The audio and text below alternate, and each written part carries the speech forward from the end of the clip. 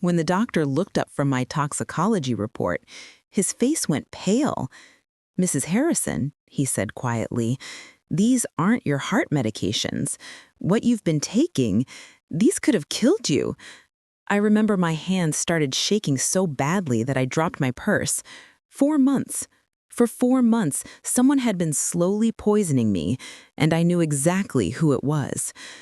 Before I tell you what I survived, please hit like. It gives me strength to speak. If you've ever felt danger inside your own home, whisper, please. Subscribe. Your support feels like safety I never had. And comment your name and where you're watching from. I want to remember those who stand with me. My name is Margaret Harrison, and I'm 72 years old. For the past 5 years, I've been living with my son Daniel and his wife Jessica in the home my late husband built with his own 2 hands. I thought I was helping them. I thought I was being a good mother, a good grandmother to their 2 children. I gave them everything, my home, my savings, my time, my love. And in return, my daughter-in-law tried to murder me. But I'm getting ahead of myself. Let me tell you how this all began. Because the truth is, I should have seen the warning signs years ago. I just loved my son too much to believe what was right in front of my eyes. My husband Robert died 7 years ago from a sudden heart attack. We'd been married for 43 years. Softly, he was my everything, my best friend, my partner, my rock. When he died, a part of me died with him. But I had to keep going. I had our son Daniel to think about, and by then, he'd already been married to Jessica for 2 years. Robert had worked as a contractor his whole life, and this house, this beautiful 3-bedroom house with the wraparound porch and the garden he planted, was his pride and joy. He built it for us when Daniel was just a baby. After Robert passed, the house felt too big, too empty, too full of memories. I would walk through the rooms and see him everywhere, fixing the cabinets, painting the walls, sitting in his favorite chair by the window. Daniel came to visit me about 6 months after his father's funeral. I was sitting in the kitchen, staring at a cup of cold coffee when he walked in. He looked so much like Robert. Same broad shoulders, same kind eyes, same gentle smile. "Mom," he said, sitting down across from me, "Jessica and I have been talking. We're worried about you being here all alone. And honestly, we're struggling with rent. Our landlord just raised it to $1,800 a month, and with the kids..." He trailed off, looking uncomfortable. I knew what he was asking before he even said it. "You want to move in here?" I asked. His face lit up. "Would you consider it? It would help us so much, and you wouldn't be alone anymore. The kids would love having their grandma around all the time. We could take care of you, and you could help us. It would be perfect." Pause. I should have thought about it more carefully. I should have considered what it would mean to give up my independence, my space, my home. But I was lonely, and I missed having family around, and the thought of my grandchildren, little Emma, who was 3, and baby Noah, who was just 1, running through these halls again made my heart sing.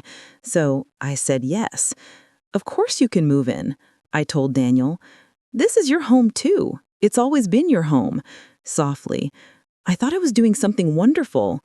I thought I was helping my family while also helping myself. Jessica seemed thrilled when Daniel told her. She came over the next day with the kids, walked through every room of the house, measuring windows and discussing where their furniture would go. "This is amazing, Margaret," she said, flashing that bright smile of hers. "Thank you so much. You're literally saving our lives." I remember feeling so happy in that moment. Whisper. I had no idea what I just agreed to. They moved in 3 weeks later. At first, everything seemed fine. Daniel was working long hours as an electrician, often leaving before dawn and not coming home until after dinner. Jessica was a stay-at-home mom, taking care of Emma and Noah.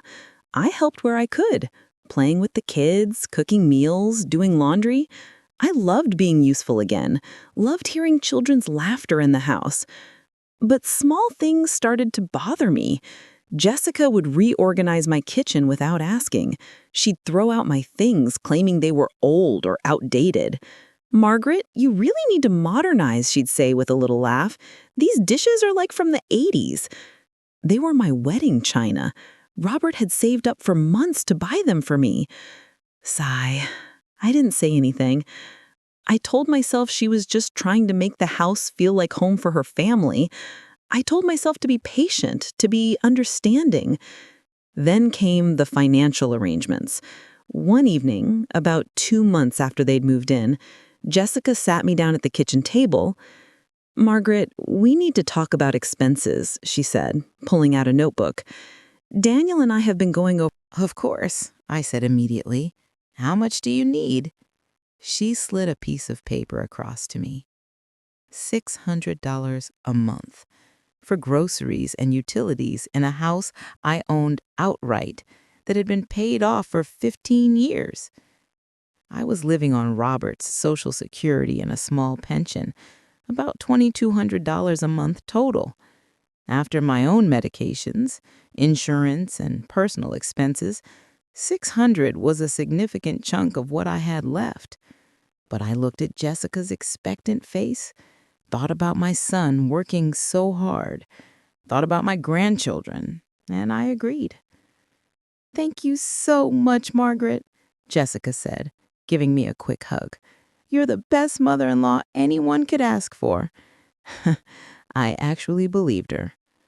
The $600 a month quickly became more. Jessica would come to me with expenses. Emma needed new shoes. Noah needed to see a specialist. The car needed repairs. Their credit card bill was overdue. Each time I opened my checkbook, $50 here, $100 there, $200 for this emergency, $300 for that crisis. I started keeping track in a little notebook I hid in my bedroom. After the first year, I'd given them almost $8,000 on top of the monthly $600.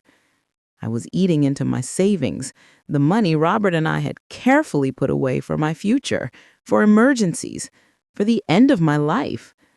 But they were my family. What else was I supposed to do? Daniel seemed oblivious to most of it. He was always working, always tired. When he was home, he'd play with the kids for a bit, eat dinner, and fall asleep in front of the television. Jessica ran the household, managed the money, made all the decisions. And I just tried to stay out of the way and be helpful. The disrespect started small. Jessica would roll her eyes when I suggested something. She'd make little comments about my age, my appearance, my habits. "Margaret, that's such an old person thing to say." She'd laugh. Or, "Maybe you should rest, Margaret. You look really tired." I was 68 years old and in relatively good health, but she treated me like I was ancient and feeble. She started making rules. I couldn't have visitors without checking with her first. I needed to ask permission before using certain parts of the house. My bedroom and the small bathroom attached to it became my designated space. Everywhere else was family territory. "We just need some boundaries," Jessica explained when I questioned it, "for everyone's sanity." I felt like a guest in my own home, but I kept quiet. I didn't want to cause problems. I didn't want to come between Daniel and Jessica. I didn't want to risk not seeing my grandchildren. My heart condition developed about 3 years after they moved in. I had been feeling tired, short of breath, having chest pains. My doctor, Dr. Chen, ran tests and diagnosed me with atrial fibrillation. He prescribed medication, a blood thinner and a beta blocker that I needed to take every single day. "This is serious, Mrs. Harrison," Dr. Chen told me firmly. "You need to take these medications exactly as prescribed. Missing doses or taking them incorrectly could lead to stroke or heart attack. Do you understand?" I understood. I was terrified, honestly.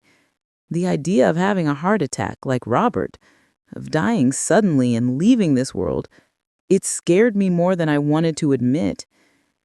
Jessica offered to help manage my medications. "You're taking so many pills now, Margaret. she said, looking at the bottles from the pharmacy. Let me organize them for you. I'll set up a pill organizer so you don't get confused. It seemed thoughtful. I was taking 4 different medications at that point, the 2 for my heart, something for my blood pressure, and a vitamin D supplement. Having them organized would be helpful. So I gave her my pill bottles and let her fill up a weekly pill organizer for me every Sunday. That was my biggest mistake. For the first few months after my diagnosis, I actually felt pretty good. The medications seemed to be working. My energy improved, the chest pains lessened. I thought I was managing my condition well. I went to my follow-up appointments with Dr. Chen, and he seemed satisfied with my progress. But then, about 4 months ago, things started to change. It began with fatigue, not the normal tiredness of being 72, but bone-deep exhaustion that made even simple tasks feel impossible. I'd wake up in the morning feeling like I hadn't slept at all. Getting out of bed took tremendous effort. Walking from my bedroom to the kitchen left me breathless. Maybe you need to rest more, Jessica suggested when I mentioned it. You're not getting any younger, Margaret. Then came the dizziness. I'd stand up and the room would spin. I'd be walking and suddenly feel like the floor was tilting beneath me. One afternoon, I collapsed in the hallway. I cried. Emma found me on the floor and screamed for her mother. Jessica rushed over, but instead of calling an ambulance, she helped me back to bed. You just got up too fast, she said dismissively. It happens with old people. Just be more careful. The nausea started next. I couldn't keep food down. Everything tasted wrong, smelled wrong. I forced myself to eat a few bites and then spend the next hour in the bathroom being sick. I lost 15 pounds in 3 weeks. Daniel noticed. "Mom, you look terrible," he said one evening, genuine concern in his eyes. "Have you seen your doctor?" "I have an appointment next week," I told him. That was true. I had my regular 3-month checkup scheduled with Dr. Chen. "Maybe we should take you to the emergency room," Daniel said, but Jessica cut in quickly. "She's fine, honey. She's just having some side effects from her medications. It's normal when you're on as many pills as she is. Dr. Chen will adjust them at her appointment." The way she said it, so confident, so dismissive, should have made me suspicious. But I was too sick, too exhausted, too foggy-headed to think clearly. The night before my appointment with Dr. Chen, I barely slept. My heart was racing, pounding so hard I could hear it in my ears. My chest hurt. My hands were shaking uncontrollably. I thought I was dying. I honestly thought this was it. I was going to have a heart attack just like Robert, and I was going to die in this house that no longer felt like mine. When morning came, I could barely get dressed. Daniel had already left for work. Jessica came to check on me, took one look at my face and said, "I'll drive you to your appointment." Normally, I drove myself, but I was too weak to argue. I could barely walk to the car. Jessica had to help me, practically carrying me. The whole drive, she kept glancing at me with this strange expression on her face, something between concern and calculation. I was too sick to analyze it. Dr. Chen's office is in a medical building about 15 minutes from my house. Jessica helped me inside and into the waiting room. When the nurse called my name, Jessica started to come back with me. "I'd like to speak with Dr. Chen alone," I said. I don't know why I said it, some instinct maybe, some small voice in my head telling me I needed privacy. Jessica's smile tightened. "Are you sure? I can help explain your symptoms." "I'm sure," I said more firmly than I'd said anything in years. She sat back down, pulling out her phone, but I could feel her eyes on me as I walked down the hallway with the nurse. Dr. Chen took one look at me and his expression shifted to alarm. "Mrs. Harrison, what's happened? You look terrible." I told him everything. The exhaustion, the dizziness, the fainting, the nausea, the racing heart, the shaking. I told him I felt like I was dying. He listened carefully, typing notes into his computer, asking questions. "Let me check your vitals," he said, wrapping the blood pressure cuff around my arm. When the numbers came up, he frowned. "Your blood pressure is dangerously low. Your heart rate is irregular. Mrs. Harrison, have you been taking your medications as prescribed?" "Yes," I said, "every single day. My daughter-in-law organizes them for me in a weekly pill organizer. I take them every morning with breakfast." Something in Dr. Chen's expression changed. He was quiet for a moment, thoughtful. "Mrs. Harrison, I want to run some tests, blood work, comprehensive metabolic panel, and—" He hesitated. "I want to do a toxicology screening." "Toxicology?" I repeated, confused. "Like for drugs?" "It's a precaution," he said carefully. "Given your symptoms and the severity of your condition, I want to check exactly what's in your system. Can you bring me your medications? All of them?" "They're at home," I started to say, but then I remembered, wait, I have today's pills in my purse. I haven't taken them yet. I dug through my purse and found the small plastic container where I kept that day's pills. I handed it to Dr. Chen. He examined them carefully, comparing them to something on his computer screen. His jaw tightened. "Mrs. Harrison," he said slowly, "these pills, they don't match what I prescribed you." The words didn't make sense. "What do you mean?" "The pills for your heart condition are very specific. Specific shapes, specific colors, specific imprints. These," he held up the little organizer, "these aren't your heart medications." The room started spinning, but this time it wasn't from the medication, it was from the horrible realization creeping into my mind. "What are they?" "I don't know yet," he said grimly. "That's why we're running the toxicology screening. But Mrs. Harrison, I need you not to take any more of these pills. Do you understand? Not one more." I nodded numbly. He sent me directly to the lab for blood work. The phlebotomist stuck my arm 3 times before she could find a vein. I was so dehydrated from the constant nausea. I sat in that plastic chair with cotton taped to my arm, trying to process what Dr. Chen had said. Someone had switched my medications. Someone had been giving me the wrong pills. But who had access to my medications? Who filled my weekly pill organizer? Who had insisted on managing my pills because I might get confused?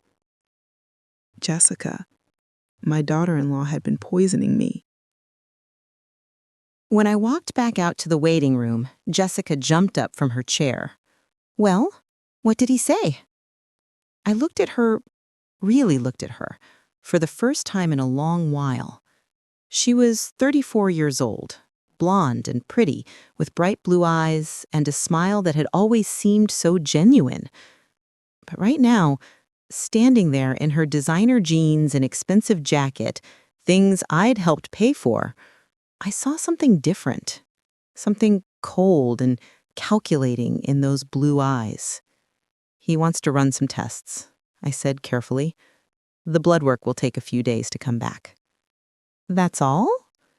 She seemed almost disappointed, or maybe relieved. "What about your symptoms?" "He thinks maybe there's an issue with my medications. He wants me to stop taking them until the results come back."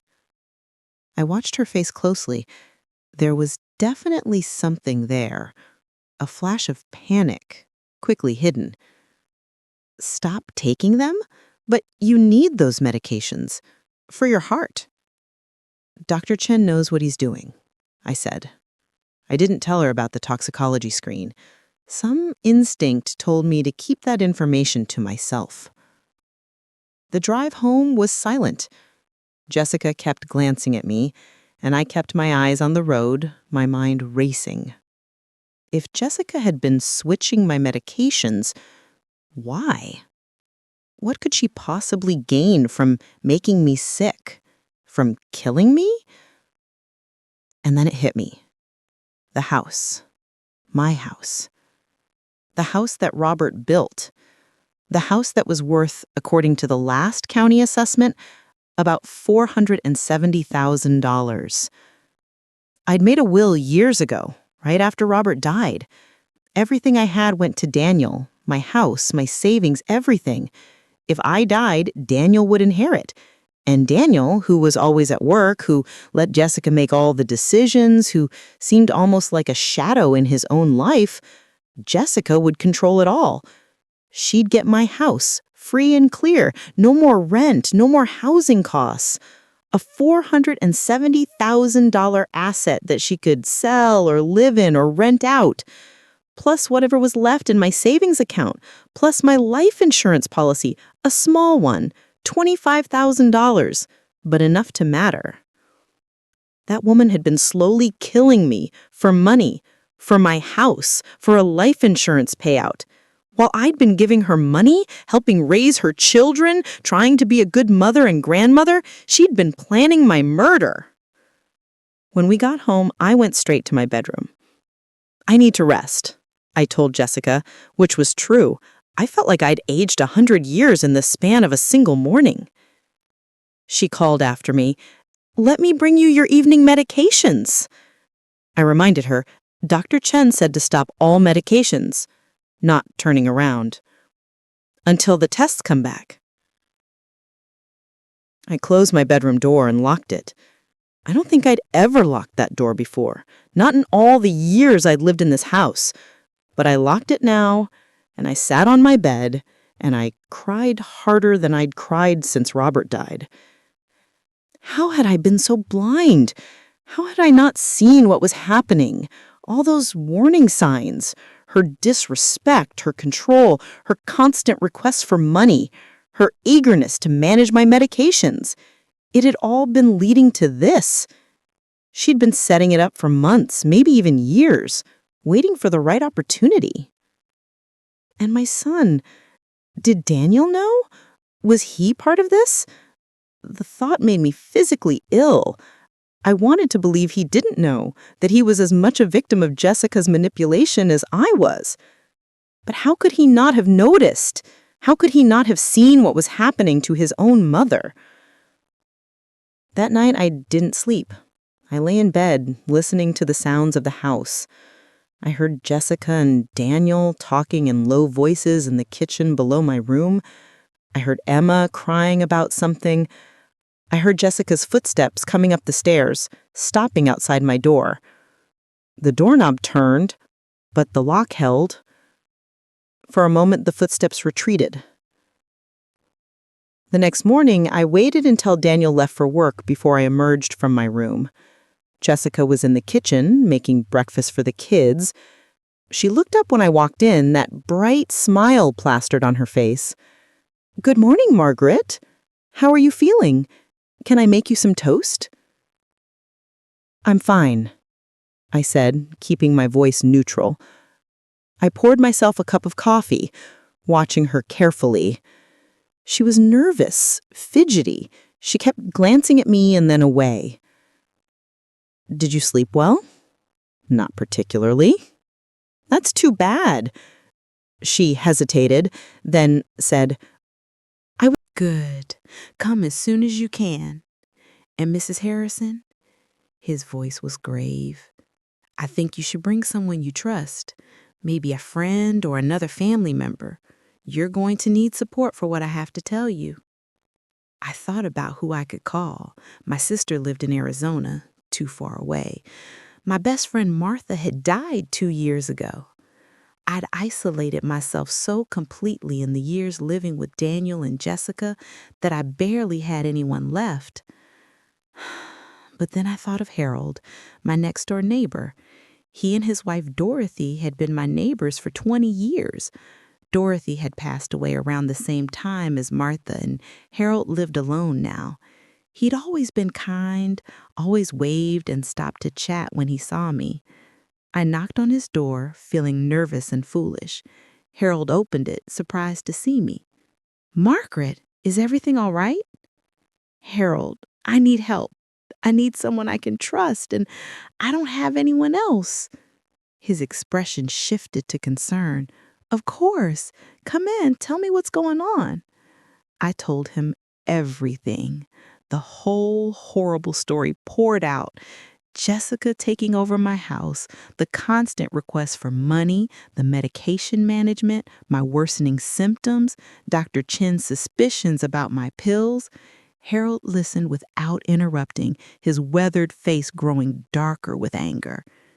"That woman has been poisoning you," he said when I finished, "in your own home, with your own son under the same roof." "I don't know if Daniel knows about the medications," I said quickly, still wanting to defend my son. "Margaret, even if he doesn't know about the medications, he knows how she treats you. He sees her taking your money, he watches you get sicker, and does nothing." Harold's voice softened. "I know he's your son, but, honey, that boy hasn't protected you the way he should." The truth of those words hit me hard. Harold was right. Even if Daniel didn't know about the poisoning, he'd allowed Jessica to abuse me, to use me, to push me aside in my own home. He'd watched me become a ghost in the house his father built and done nothing. Harold drove me to Dr. Chen's office. We sat together in the waiting room, and I was grateful for his steady presence beside me. When the nurse called my name, Harold started to stand. "Would you like me to come with you?" he asked gently. "Please," I said. Dr. Chen's face was serious when we entered his office.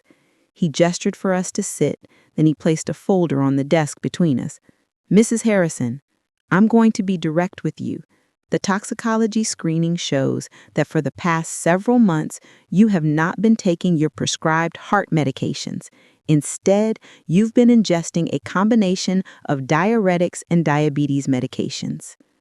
Even though I'd suspected, even though I'd known, hearing it confirmed was devastating. "Can you explain what that means?" Harold asked, his hand on my shoulder. Dr. Chen nodded gravely. "Diuretics cause the body to expel water and sodium through urination. Diabetes medications lower blood sugar. Mrs. Harrison doesn't have diabetes, so these medications were causing her blood sugar to drop dangerously low. Combined with the diuretics causing dehydration and electrolyte imbalance, plus the fact that she wasn't receiving her actual heart medications." He looked at me with sympathy. "Mrs. Harrison, these medications could have killed you. If you continued taking them for another few weeks, you likely would have had a stroke or heart attack. The person who did this knew what they were doing." "How could someone even get these medications?" Harold asked.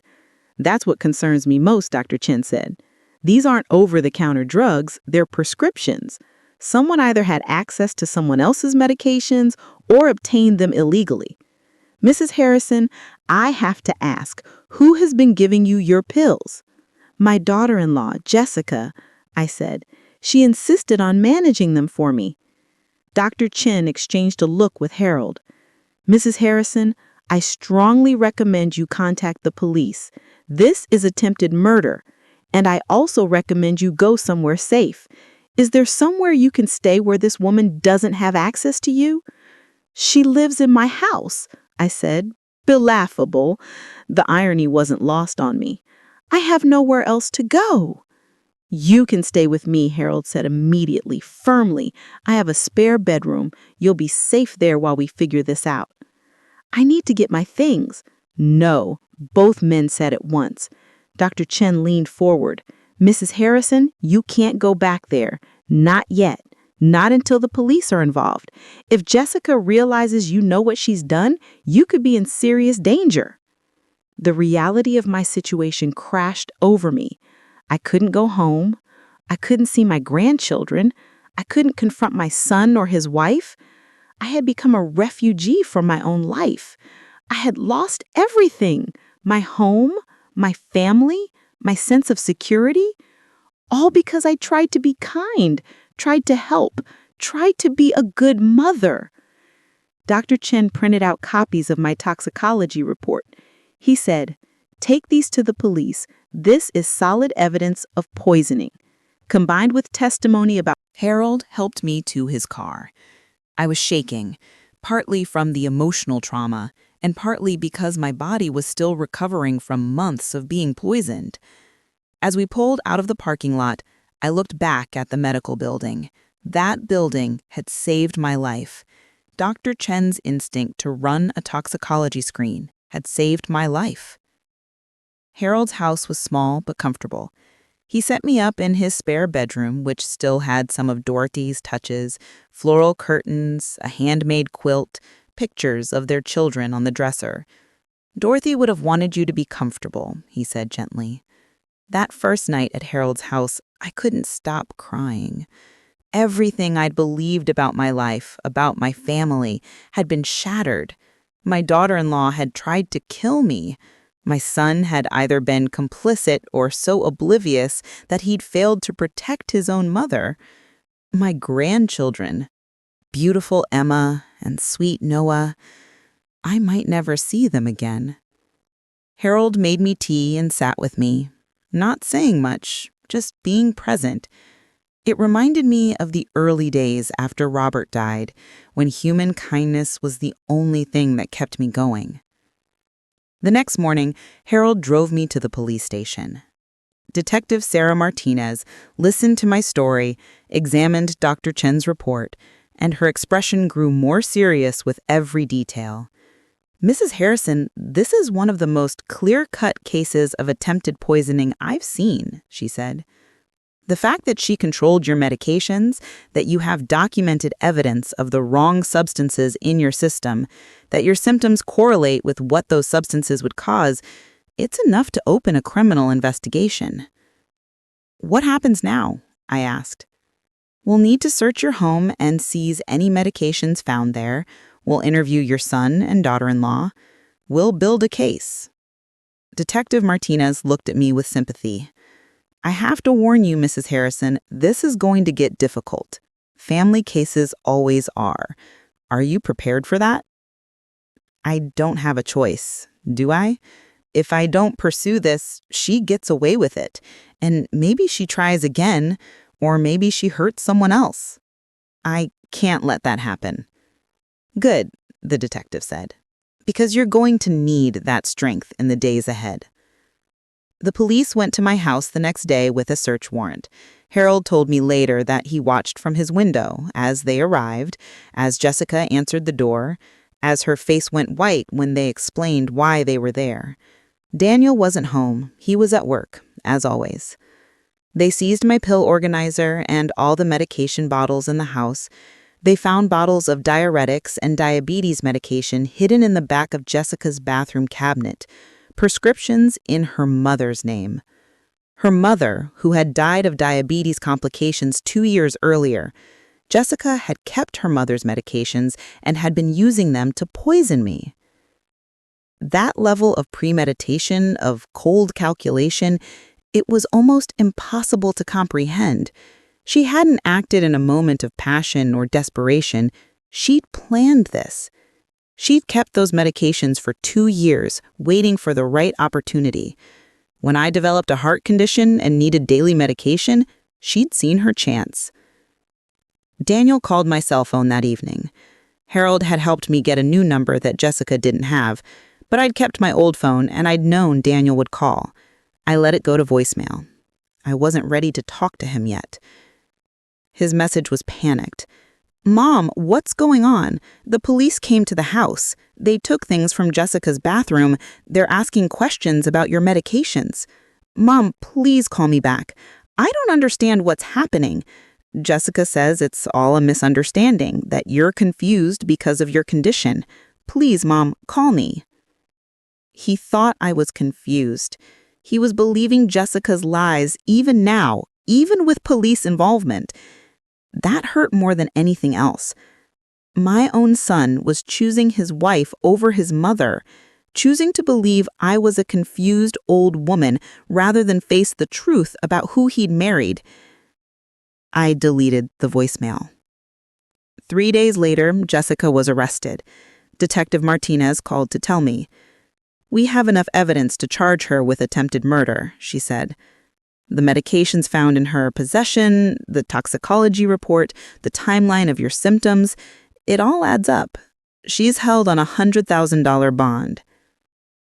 "Will she make bail?" I asked, terrified that she'd be released, that she'd come looking for me. "Her arraignment is tomorrow. the district attorney is going to argue that she's a flight risk and a danger to you specifically.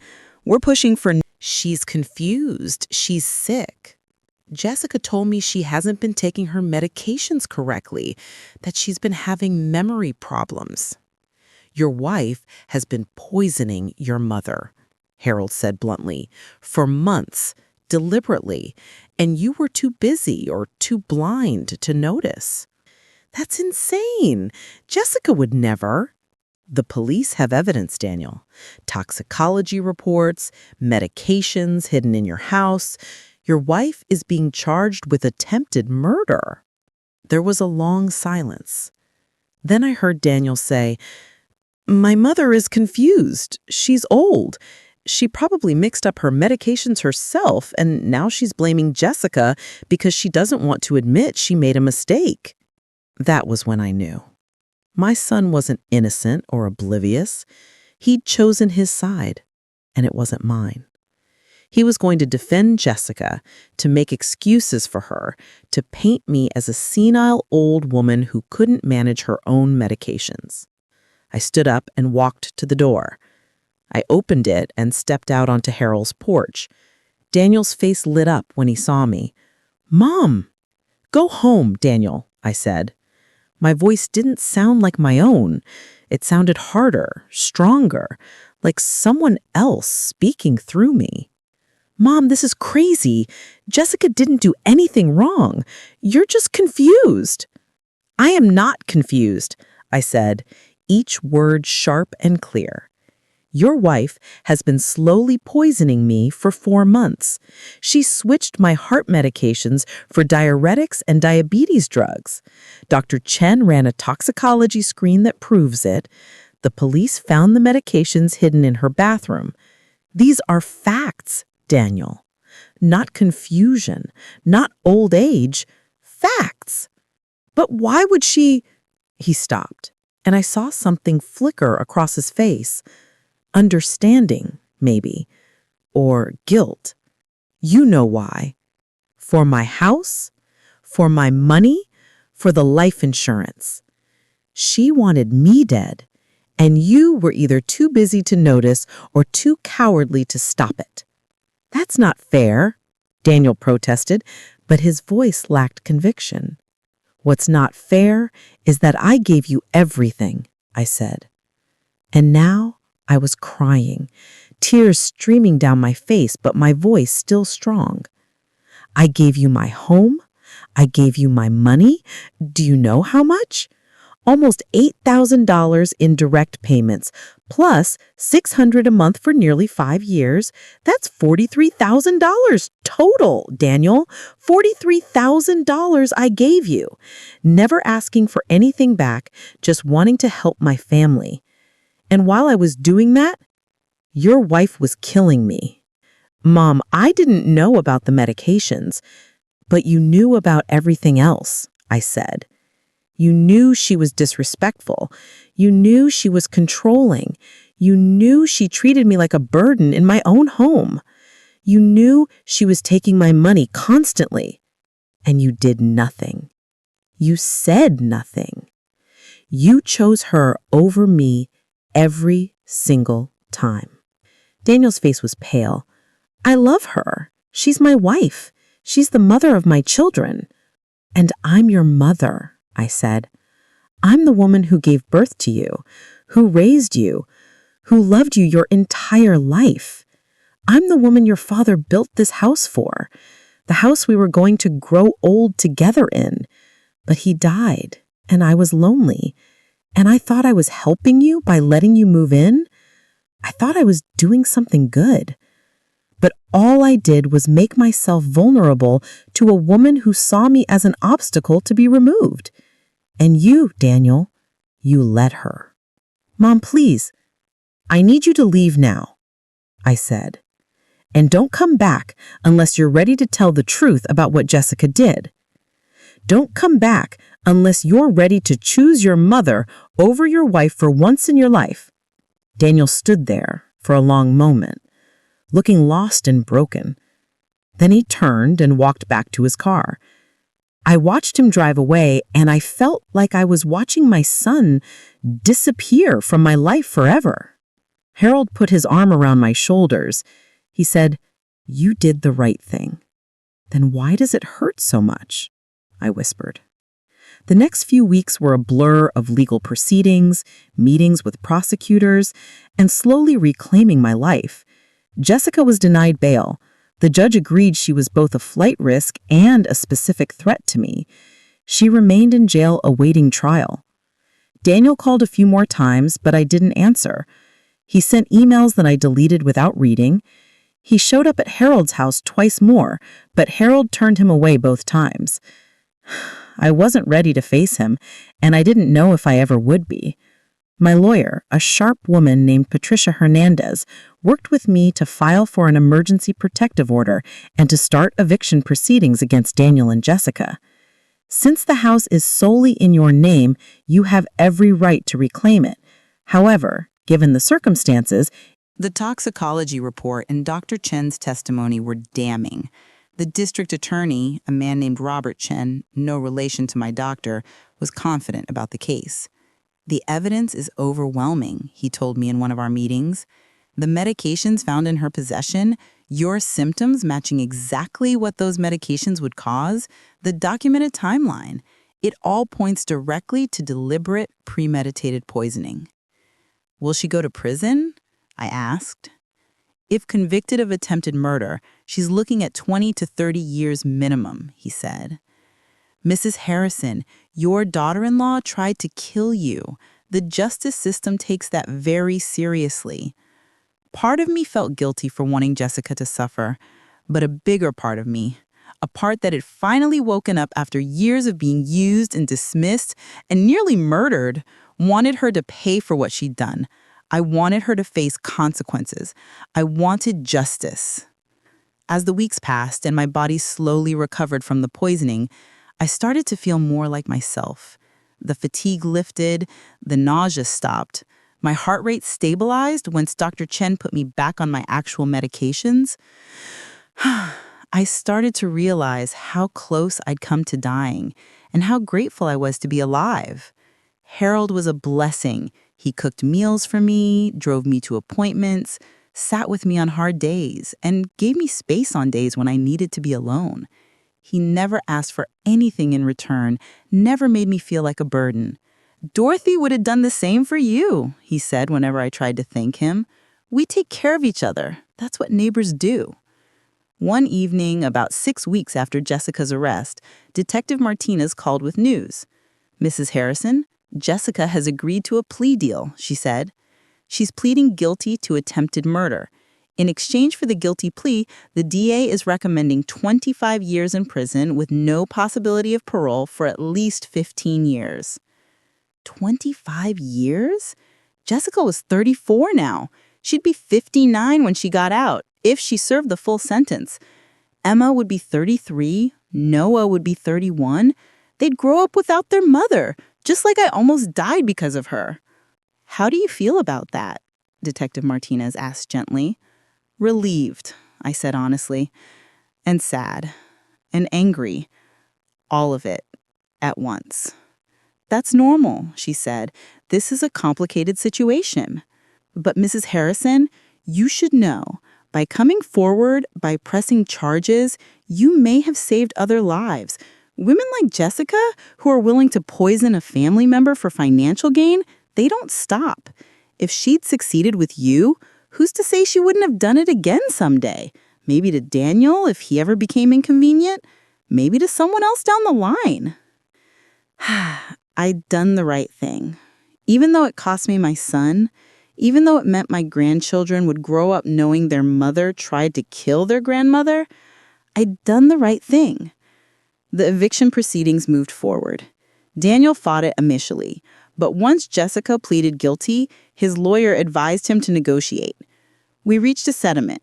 He had 60 days to move out of my house.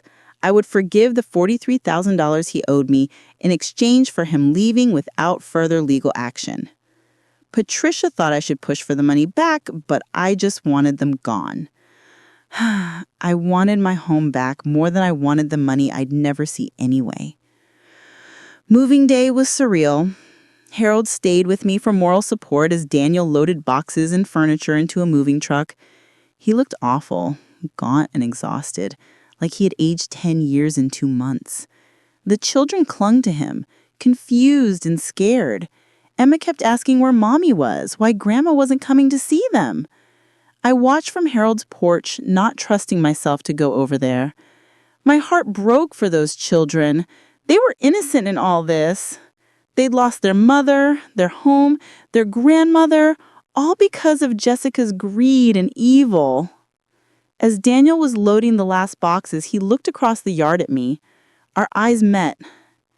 He opened his mouth like he wanted to say something, but then he closed it again. He climbed into the truck and drove away. That was the last time I saw my son. When they were gone, Harold walked me across the yard to my front door. My hand shook as I put the key in the lock. I was afraid of what I'd find inside, afraid of the memories, afraid that the house would feel tainted forever. But when I stepped inside, it still felt like home. It still smelled like the lemon polish I'd always used. The kitchen still had the sunrise through the east window that Robert had specifically designed for. The floors still creaked in the same places they always had. It was my home. Jessica and Daniel had lived here for 5 years, but this was still my home, Robert's home. I could feel him here, like he was welcoming me back. Over the next few months, I slowly reclaimed my life. I repainted the walls, replaced furniture that Jessica had ruined or Daniel had taken, planted new flowers in the garden Robert had built. I started attending a support group for elder abuse survivors. Yes, that's what I was, an elder abuse survivor. The words felt strange at first, but they were accurate. I met other people who'd been victimized by family members. I heard stories that made mine seem almost tame. And I realized how common it was. Children or spouses or caregivers who saw elderly people as ATMs or obstacles or burdens to be eliminated. I realized how lucky I was that Dr. Chen had caught it in time, that I'd had Harold to help me, that I'd had the strength to fight back. Jessica's sentencing hearing was 4 months after her arrest. I attended, sitting in the front row of the courtroom. Jessica was brought in wearing an orange jumpsuit, her hair pulled back, no makeup, looking nothing like the pretty young mother who'd smiled at me in my kitchen while slowly poisoning me. When the judge asked if I wanted to make a victim impact statement, I stood up. My hands were shaking, but my voice was steady. "My name is Margaret Harrison," I began. "I'm 72 years old. For 5 years, I opened my home to my son and his wife, believing I was helping my family. I gave them free housing in a house worth nearly $500,000. I gave them $43,000 in cash. I gave them my time, my energy, my love. I cared for their children. I cooked their meals. I tried my best to be a good mother and grandmother." I looked directly at Jessica. She couldn't meet my eyes. In return, Jessica Powell poisoned me. For 4 months, she systematically replaced my heart medications with drugs that could have killed me. She watched me get sicker and sicker, watched me lose weight, watched me collapse, watched me suffer. And she did nothing except continue poisoning me. She did this deliberately, with premeditation, with the goal of inheriting my home and my assets when I died. My voice cracked, but I kept going. She didn't just try to murder me. She tried to steal the rest of my life, the time I had left to enjoy my home, to remember my late husband, to maybe build new relationships and new memories. She tried to take everything from me because she was greedy and impatient and cruel. I paused, gathering my thoughts. I want the court to know that I don't forgive her. I'm not here to talk about mercy or second chances. I'm here to say that what she did was evil, and she deserves every year of the sentence she's about to receive. I'm here to make sure she can never do this to anyone else. And I want her to know that she failed. I'm still here. I'm still alive. I got my home back, and I'm going to live in it for as many years as I have left, and I'm going to be happy despite everything she tried to do to me. She failed, and I'm still standing. I sat down, tears streaming down my face, but feeling stronger than I had in years. The judge sentenced Jessica to 25 years in prison. As the bailiff led her away, she finally looked at me.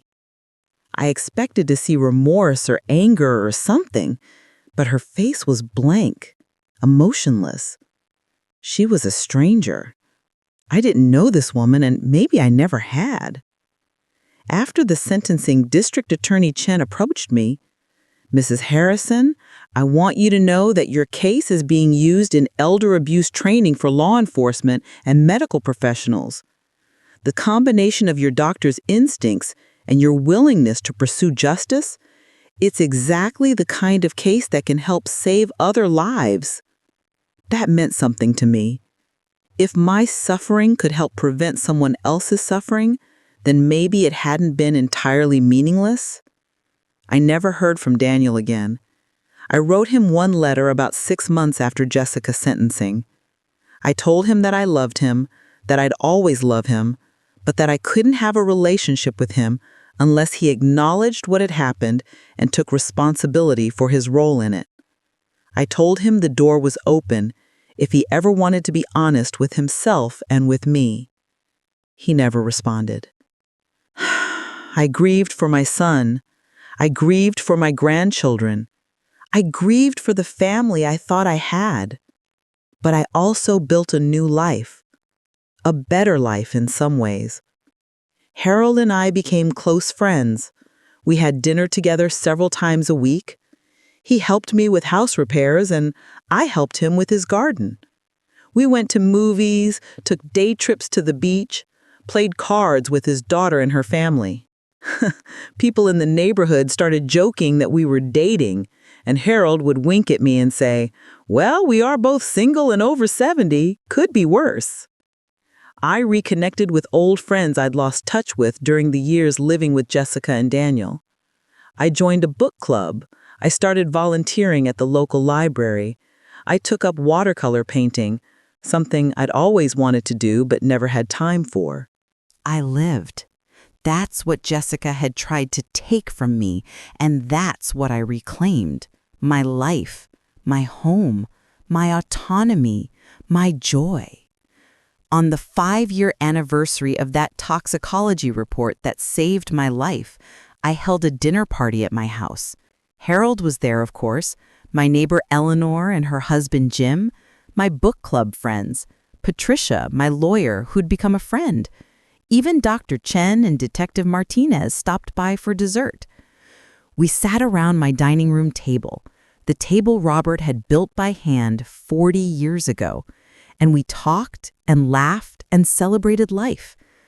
There was an empty space at the table where my son should have been, where my grandchildren should have been. I felt that absence like a physical ache, but I also felt grateful. Grateful to be alive, grateful for the people who'd stood by me, grateful for second chances and new beginnings, grateful for the strength I'd found inside myself when I needed it most. As I looked around at my friends, at the home I'd reclaimed, at the life I'd rebuilt, I realized something important. Jessica had tried to poison my body, but she'd failed to poison my spirit.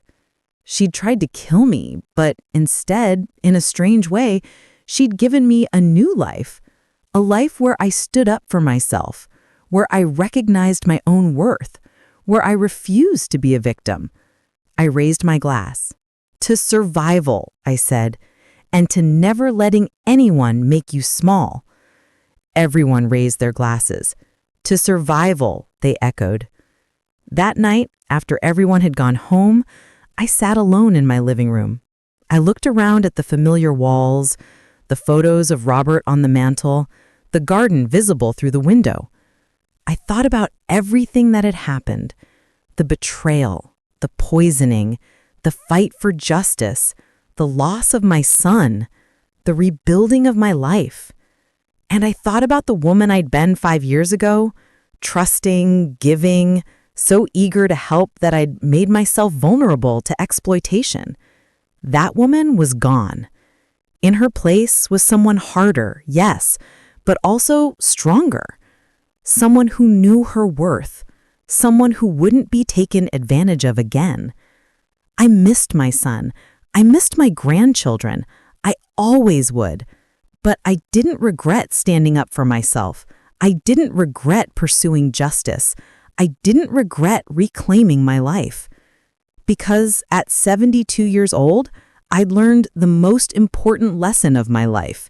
You're never too old to be strong, never too old to demand respect, and never too old to fight for yourself. My name is Margaret Harrison. I'm 77 years old now. My daughter-in-law tried to poison me by switching my heart medication for 4 months. The doctor's toxicology report saved my life and destroyed hers. And I'm still here, still standing, still living in the house my beloved Robert built, surrounded by people who genuinely care about me. If you liked my story, please leave a comment below. Have you ever had to stand up to family members who tried to take advantage of you? How did you find the strength to fight back? I'd love to hear your stories.